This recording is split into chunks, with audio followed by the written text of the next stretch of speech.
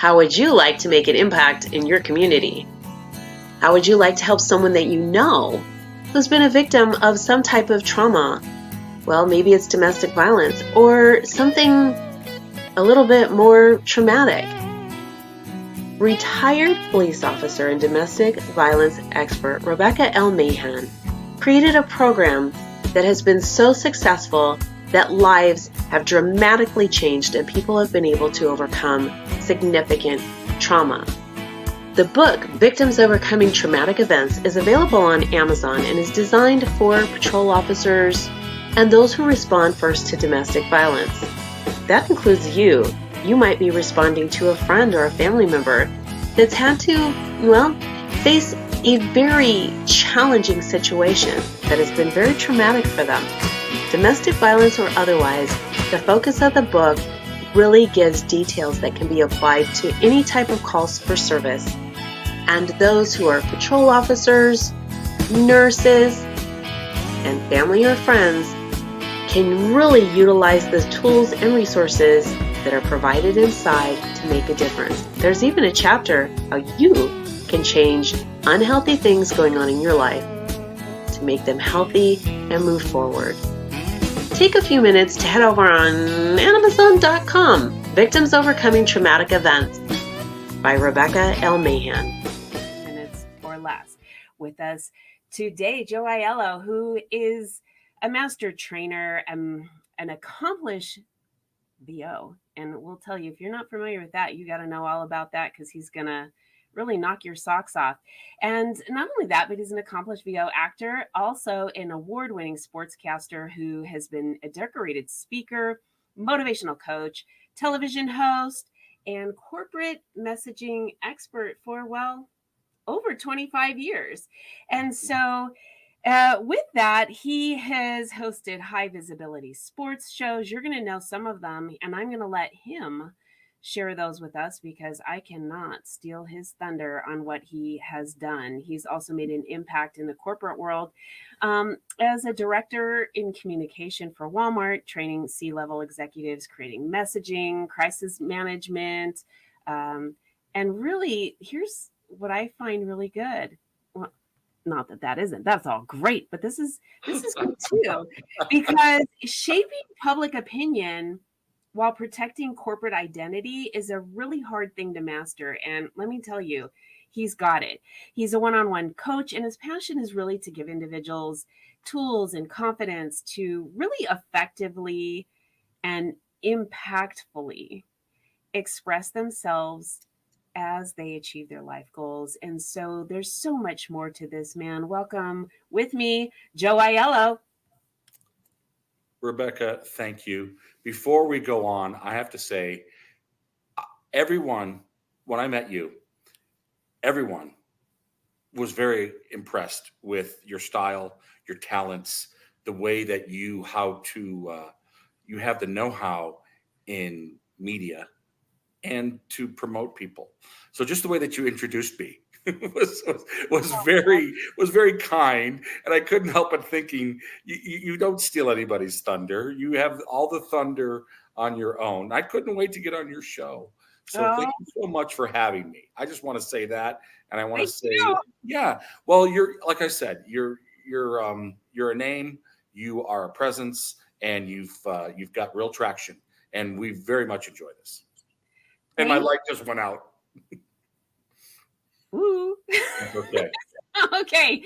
So we've got only less than 30 minutes now to give the audience some tools, techniques, sure, things that's going to make their life healthy. And you're the man, I think, today who's going to be able to do that. You've got 3 points to make. And I got to tell you, I think before we go into that, though, I need to give you a couple minutes, though, to really share a couple of the things that I didn't, because I don't want to steal your thunder. Okay. Well, I was a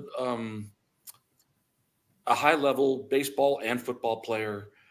These things are not that important. I will just kind of give you a quick background. I did work for Walmart. I was the senior director for messaging, communication, all of those things. I don't necessarily know that, and this kind of goes into what we're going to talk about today, presentations and how you introduce yourself and how you step up. Be interesting. Are you interesting? For the most part, when I walk into a presentation, because how many times have we walked in presentations that weren't interesting and we'd like 30 minutes of our life back? We just can't. But when someone says, hello, my name is Joe Aiello, thank you for pronouncing it correctly, by the way, Rebecca. And today I'm going to talk to you about presentations. Well, I know that. You've just wasted 7 seconds of my time. Everyone's saying how precious your attention is. It's the most important commodity that we have. So I don't care that I've been in 25 years of doing what I'm doing. I care that I've done some things. You can do it within 3 minutes. If a plumber comes over and your house is plugged up and he takes 6 hours and he finally fixes it and charges you whatever, or if he takes 3 minutes and he fixes it in 3 minutes, you still pay him $75. I guess my point is, what have you done? And that's the important thing to when you introduce yourself. What have you done? Not that I've been in it for 25 years, but am I successful? And I've had success, yes. So today we're going to speak about being interesting, regardless of what you're talking about. Have something interesting to say and an interesting way to introduce yourself. I love that. I think that this is something that we sort of have taken and put on the back burner, along with things like being a kid and doing fun things. And we put those things on the back burner and we try to excel. And we just drive and we forget that the interesting part is such a key component. And when you're doing that, you can have so much fun. Yeah, really can. All right. Yep. So, okay, let's talk about a presentation. And you and I have discussed this, not only in Dallas, but also, after that. Someone selected you to be a presenter or to speak. Maybe you just got a new promotion. When you speak, realize that you are very important. And your audience not only expects, but they deserve a strong presentation and they deserve a strong introduction. So when we start feeling nerves and when we start feeling that we aren't necessarily worthy, we got to change that mindset. So how do you start the presentation? Maybe I very rarely say start with a joke. I don't think that's appropriate, especially in today's times. Very rarely are people good with jokes. Start with an interesting fact. Start with a statement that affects the audience, and start with something that will connect you. So the first point is connection versus memorization. Your first point is, number one, connect with your audience. Don't try to memorize your speech, which is a common thing that we all do because we get stuck on that. But if you can connect with your audience and find what I mean by that is look at them, find out if there's someone in the audience that you can talk to or and say, Rebecca, met in Dallas.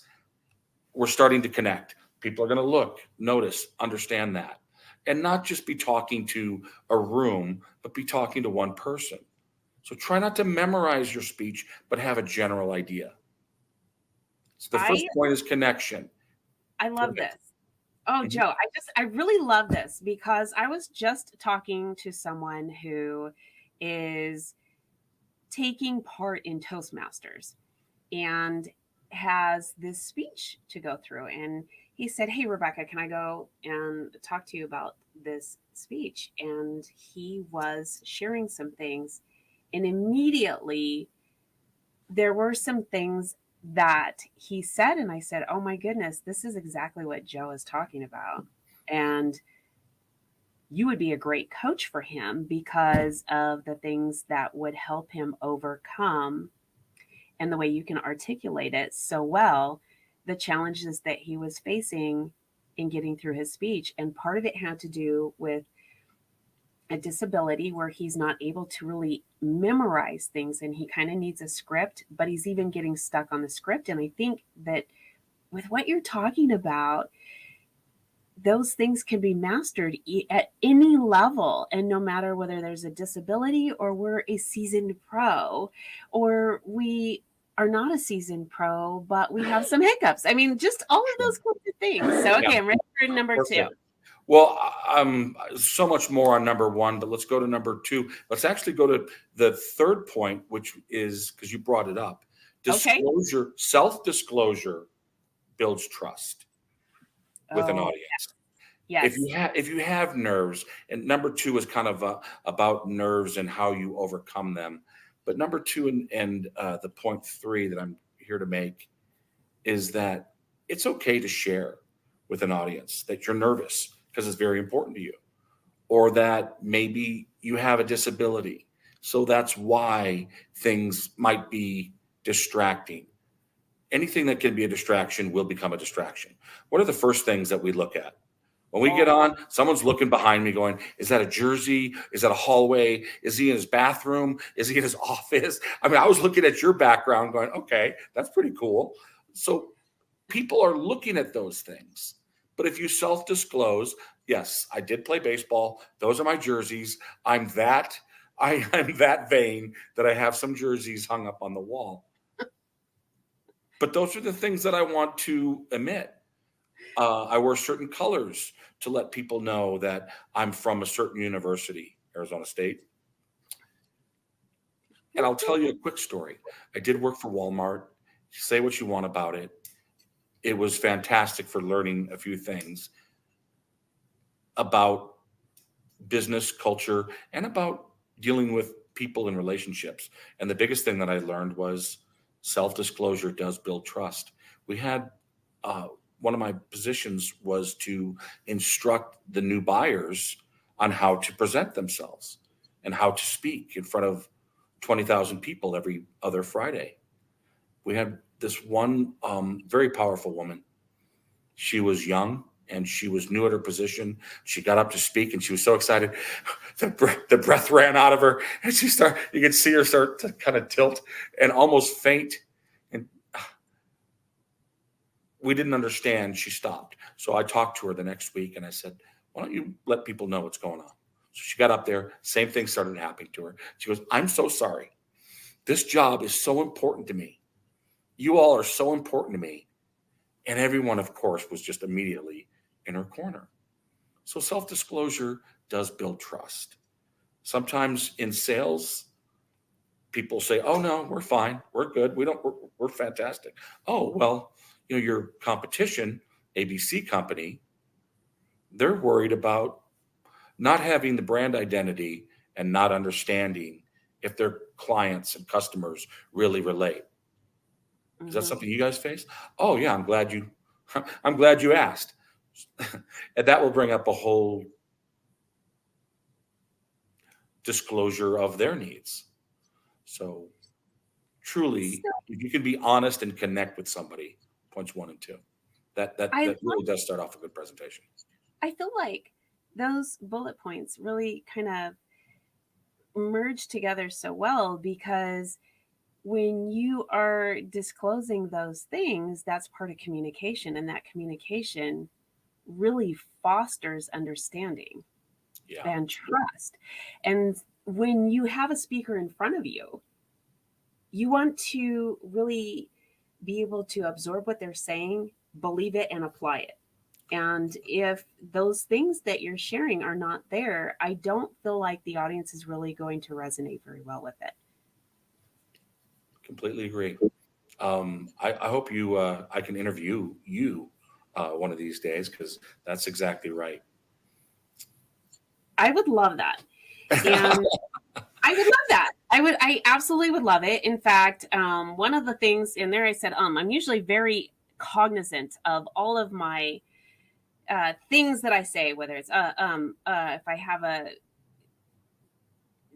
whatever. So I'm obviously exaggerating just a little bit here, but yet I'm not. I think it's really important that we self-critique as well. One of the first things that I learned in doing public speaking, I will never forget this. I was working for a corporate company and we had to learn how to do presentations and speak because this is what we did. They videotaped us in, with the group, Yeah. and then went back with the group and played the video, and everybody was to point out the things that we could improve upon. Isn't And that that horrible? That sounds horrible. it's kind of grueling, especially if it isn't something that you've done before. And most of us are usually very self-conscious, or we can be our own worst critic. But in this particular instance, if you're at a point where you know you're going to do public speaking, you want as much feedback as you can get. So you kind of suck up the fact that it is in an open forum and that you're not sure what people are going to say. But what I would tell anybody, and I think that you and I are on the same team here, in that it's important for us to get out and speak, no matter Of course. what line of work, whether it's public speaking, no matter what it is, it's going to benefit us on so many different levels. Yeah, and you bring up, you have to be vulnerable. So that's another point.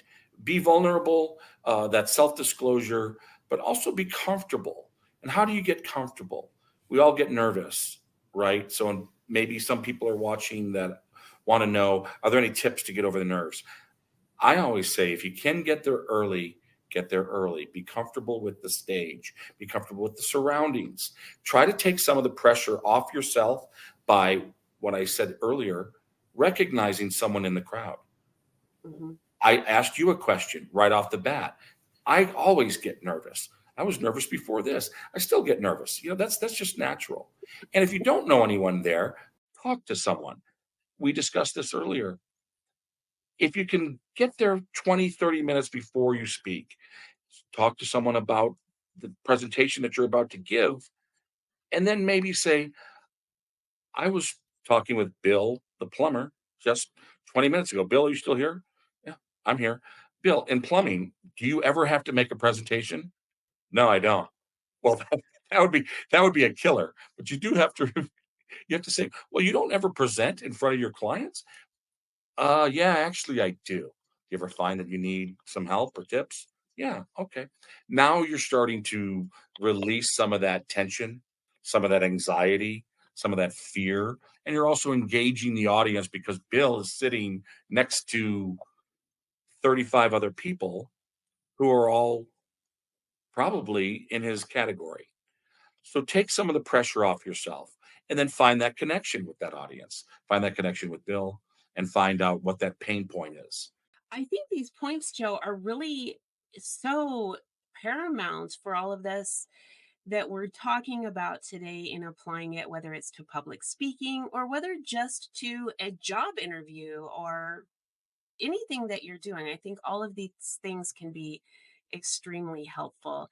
And I really want the audience to be able to connect with you. You're going to be an expert guest here. I'm going to have you back in a few episodes again to share some more really important things that are going to be helpful for others. And in the meantime, what's the best way for them to get in contact with you? Sure. J Aiello, Aiello 28 at gmail.com. Also, just started wintertimevoice.com. You can email me. As you know, I'm very accessible and talkative. The last three things, I just want to make sure that everyone understands: connect with your audience. Don't try to memorize your speech, try to connect with them, however that is. Number two, practice and prepare. That'll get over the nerves. Show up early, get over your nerves, however that works out. I have some tips. Can't explain it all in just a few minutes. Last thing, number three, someone invited you to speak, or it's your job, or for whatever reason, you're speaking. You're important. Know that. Your audience expects and deserves a powerful speaker, not someone that says things like it's just a little bit about, or maybe, or be powerful, be resolute. You are the subject matter expert and you've got their attention. I absolutely love this. Thank you so much for being with us today. I am delighted to have had you on today, and I'm excited to have you on. I want to thank all of you for tuning in. We ask that you share this, get it out with all your friends, family, loved ones, everyone you know, and everyone. you don't. Thanks for tuning in.